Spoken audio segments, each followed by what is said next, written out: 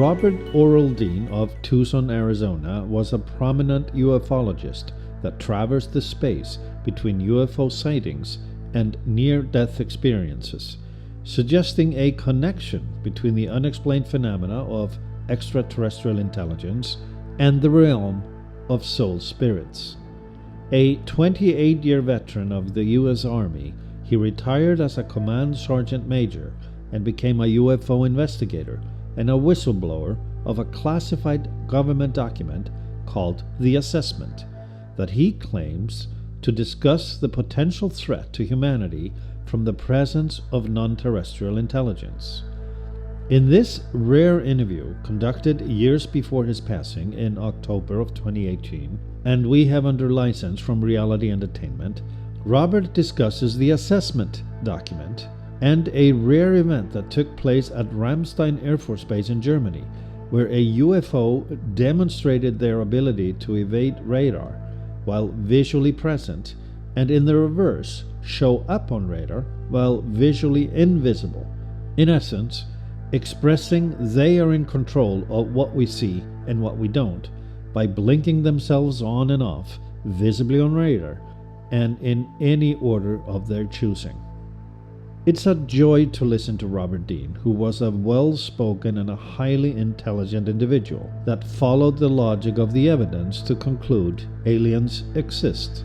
They are here, and there's a strange connection between them and the afterlife. Let's listen to Robert O. Dean. 1963 through 1967, I had cosmic top secret, which was and still is the highest level of security in NATO. That's how I got involved in this crazy UFO field. I arrived in the summer of 1963, received an assignment to Supreme Headquarters, Allied Powers in Europe, which at that time was located in Paris. When I arrived, my top secret clearance was upgraded to cosmic, which would allow me to work in the war room. And I was assigned to the operations division, which operated what we called the war room, the operations center. And I suspect you're familiar with how operations centers and war rooms work. It's the center of control for the entire military operation. And our operation in those years was from the tip of Norway in the north to the southern tip of Turkey in the south. That's what they called the NATO-shaped theater of operations. As you know from your history, and I'm sure you're aware, that Europe was divided in those days. Right down the middle, Germany was divided. You had the Soviet Warsaw Pact in the east, and then you had the NATO-shaped military alliance on the west. And that was what we called our theater of operations. I arrived in the summer of '63, and I immediately became aware, because of gossip, and the military gossips as much as anybody else. There was talk in the war room about a study that was underway.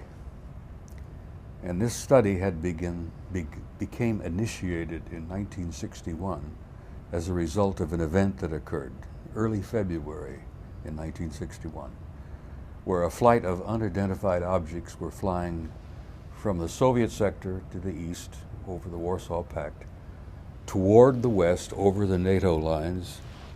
These objects were very high, they were very fast, they were in formation, they appeared to be circular in shape, and they were obviously under intelligent control. They came in a formation of what appeared to be almost 100 of them. And they flew in formation at a high rate of speed from the east over NATO, over the Channel, southern coast of England, where they turned, flew north, and disappeared from NATO radar over the Norwegian Sea. Well, all hell broke loose in the war room. We found out that the Soviets had gone on alert, the Warsaw Pact had gone on alert because they picked them up. All of our Air Force and radar sensory devices picked them up. NATO thought those objects belonged to the Russians. We found later that the Russians thought they belonged to us. Both forces were to find out later that they didn't belong to any of us, that they belonged to somebody else. And of course the big question is, who the hell do they belong to? Who are they? What are they? Where are they from? They demonstrated incredibly high technology. There were not jets. There were no contrails. They were circular. They were metallic. And they were in formation. They moved, obviously, under intelligent control. And so NATO SHAPE, Supreme Headquarters Allied Powers, initiated a study in 1961, which was underway when I arrived in '63, to determine what the hell these things were. The conversation in the lunchroom, at the Nafi cafeteria, during breaks, coffee breaks and all, UFOs, unidentified flying objects. Who, what, where, when, how, you know. Well, they published the study in the summer of 1964, a year after I arrived. They concluded that these were extraterrestrial.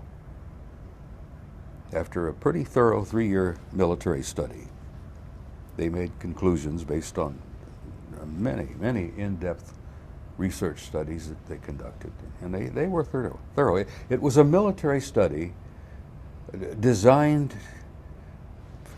Let me give you some background here.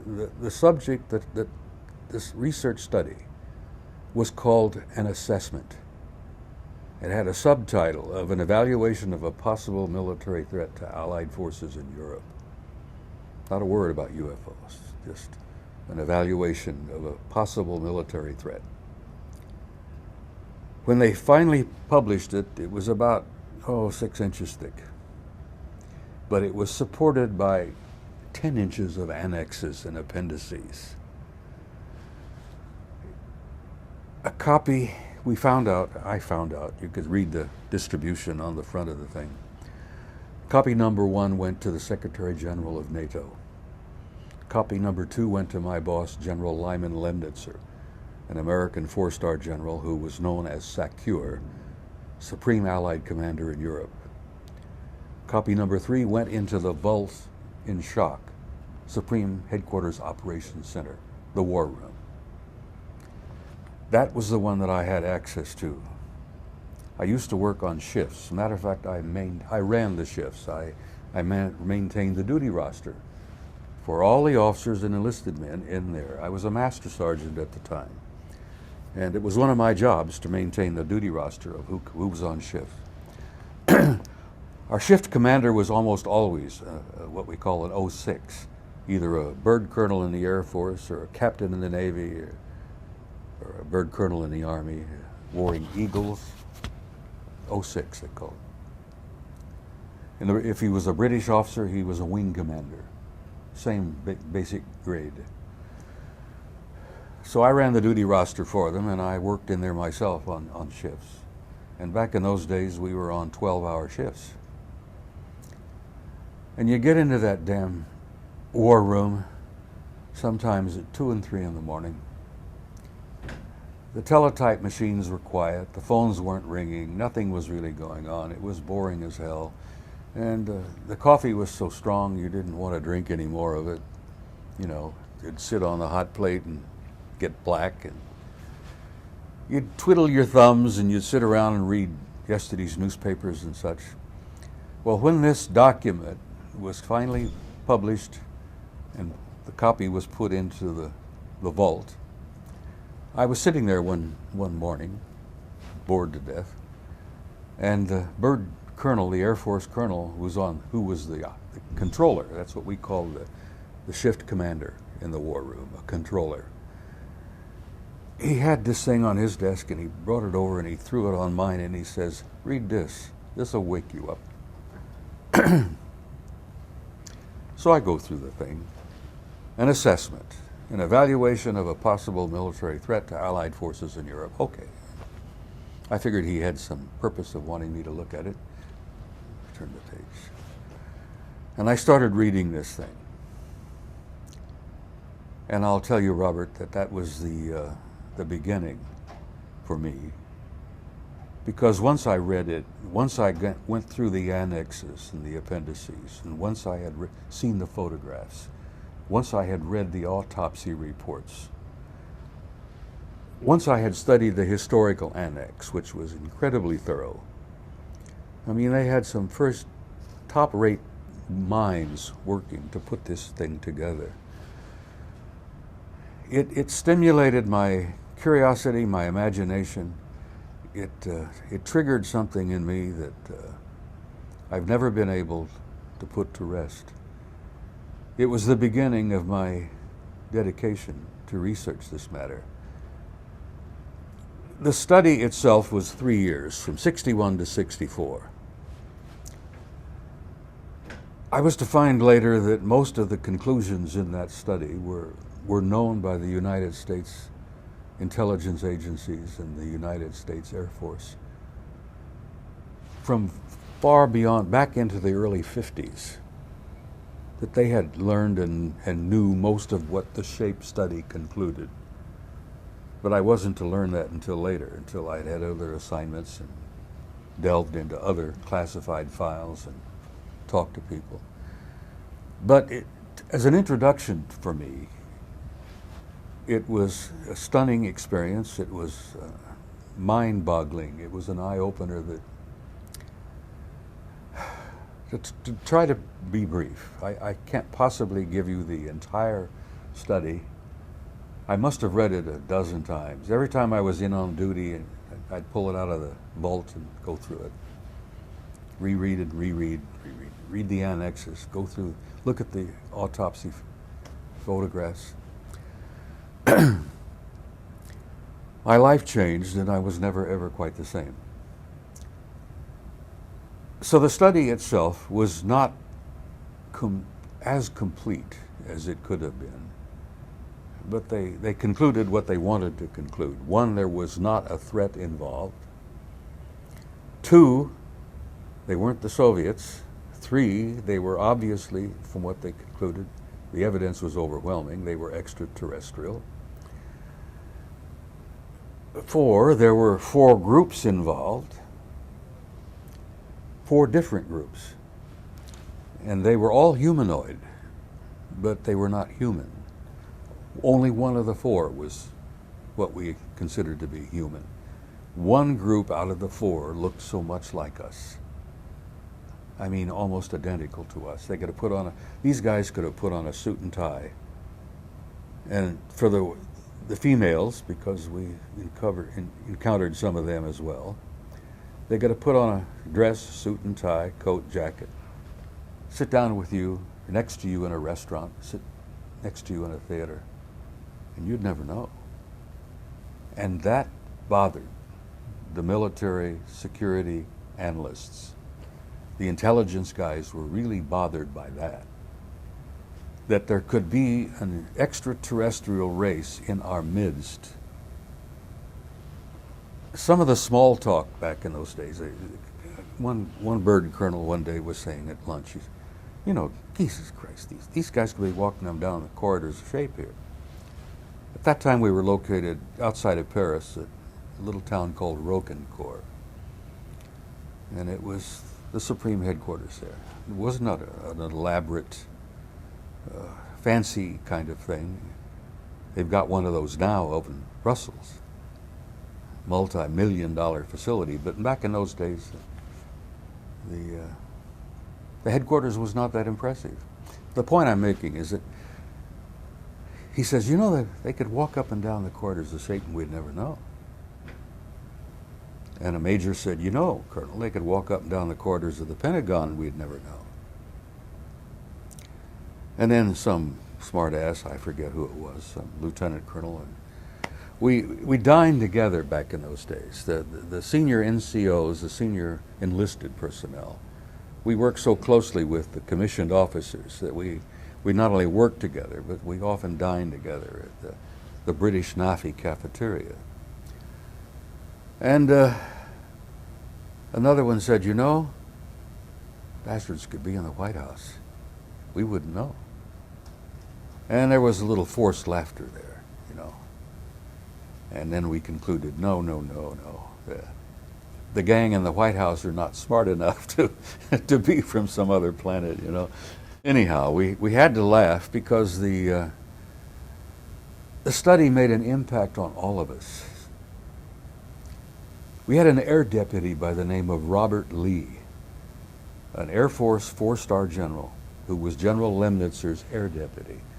He had an air deputy, he had naval deputies, he had Army ground deputies. He had a staff of a couple of hundred working for him, a mixed staff. British, West German, our ex-enemies were now our best friends. You know, we're Italians on the staff. At that time we had French on the staff. That was before de Gaulle withdrew from the NATO. Well, he didn't withdraw from NATO, but he withdrew from SHAPE. The staff was mixed in those days. You know, it was 15 nations. The Turks, the Greeks, the French, we were all involved. When the study was published, 15 copies only. Copies went to, you know, to most of the major players there. But it affected everybody. General Lee was particularly affected. He was a hell of a fine man. He was a hero from World War II. He was a command pilot. He commanded Air Force units all over Europe. His aide told me, he said, the old man looked at this thing and he threw it across his desk and he said, do you know what that means? He says, that means that everything we've got, everything we've done, all of our technology, it means nothing. He was deeply affected by the conclusions in the report. It opened his eyes to a point where he recognized that the world, his world, will never be the same. And of course, the world isn't the same. But most people in the world are still asleep. They have no idea what's going on. They have no idea what we're facing here. There were 4 groups. They were all humanoid. One was practically totally human. They were interplanetary, extraterrestrial. We didn't know where they were from. We had no evidence, no knowledge of their source. We just knew they weren't from here. They had incredible technology, which they did not hesitate to demonstrate. They could play games with our best fighters in the sky. They could fly circles around our best American Air Force fighters. They played games with our radar. One incident that was in the report where a UFO, a rather large one, 30 meters, 90 feet, came down over Ramstein Air Force Base, which was one of our major operations, military Air Force headquarters, flight center. This thing came and hovered over the runway at Ramstein. The guys in the tower were going, you know, they were, not only could they see it, but they were painting it on their scopes. And what the hell is that? What's it doing? It didn't land. It's hovering over the runway. And then the guys in the tower says, it's gone. And the guys who were looking out of the window says, no, it's not. It's still there. But it disappeared off the scope. And then the guys looking out of the window says, well, it's gone now. And the guy in the tower, or in the scope, says, no, it's not. We're still painting it here. It's still showing up. You know, They did that, and we concluded later they were doing it on purpose. They were doing it to demonstrate their technology, which shocked the hell out of us and frightened most of the technicians, because it indicated that our radar didn't mean diddly, you know? If these guys could affect radar, disappear off the scope, and yet they're still there, and disappear out of your sight, and yet they're still picked up on the scope, it was very obvious what they were doing. The fact that they would fly alongside some of our fighter formations, you know, right along off your left wing, and then they would fly around you while you're cutting along at 450 miles an hour, which was pretty good in those days. You know, we fly a lot faster than that now, but back then, this was in the 60s. So they did that. And then they began landing and picking people up, offering them free rides. And that was shaking our cage, rattling our cage, rocking our boat, as it were. One of the reports in the study indicated a little old Danish farmer one day having lunch with his wife, and he heard a commotion in the barnyard.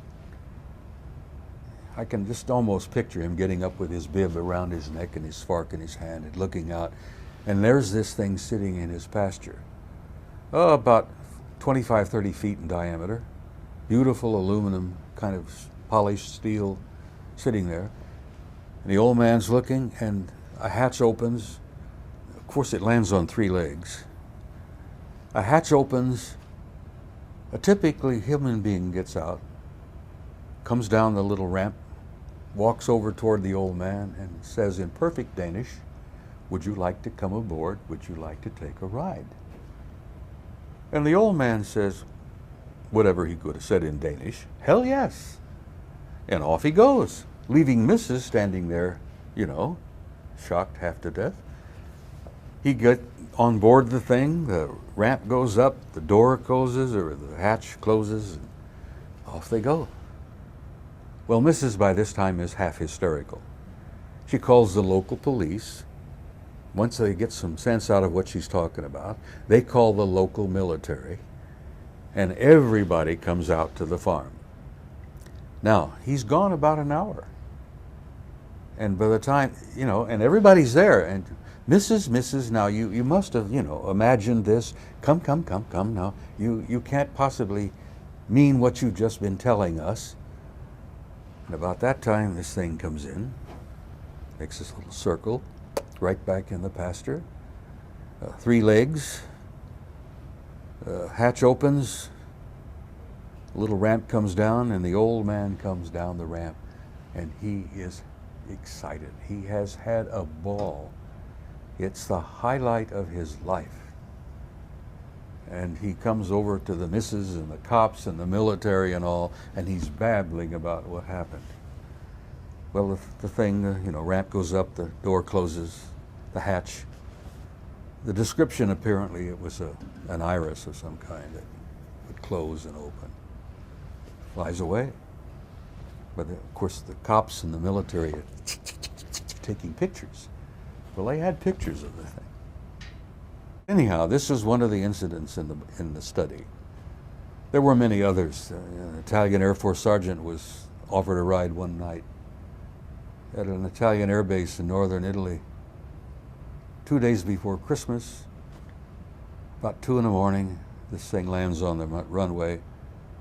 This young sergeant is in charge of security, and he goes out to it, you know. Same thing happens. Guy gets out, perfect Italian, says, "Would you like to come aboard?" The young man got so excited he peed in his pants. He just stood there. He was in such a state of shock. Unlike the old Dane, he just couldn't respond, couldn't react to this. So the guy says, "Well, you know," they left.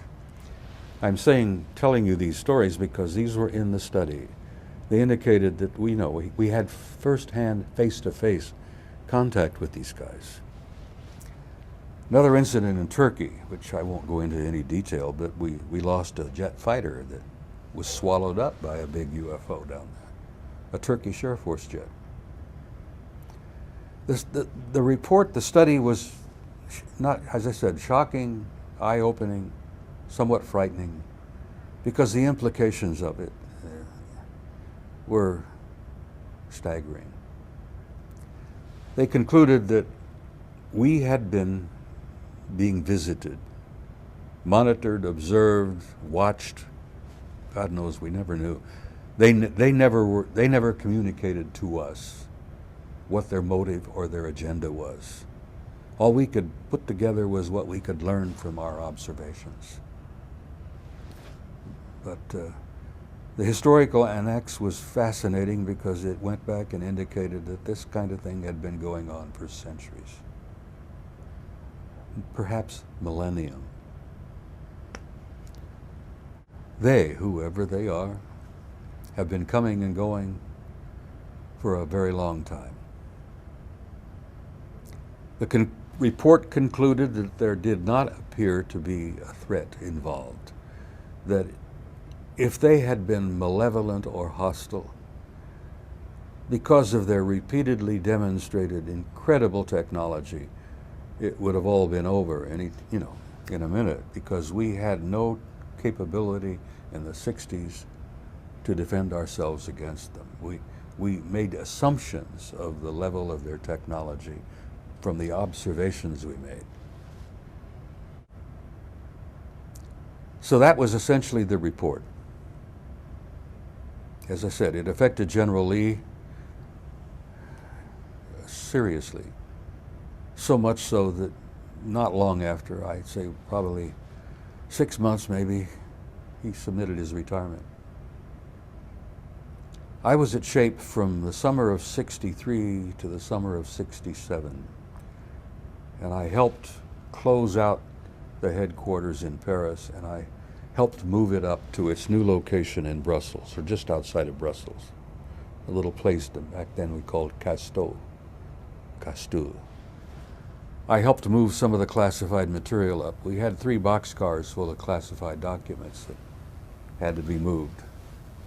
Military generates classified stuff like you and I breathe air, you know. They do something, they classify it. They think something, they classify it. It's gotten out of control. It's a nightmare. And I can tell you today, our classified security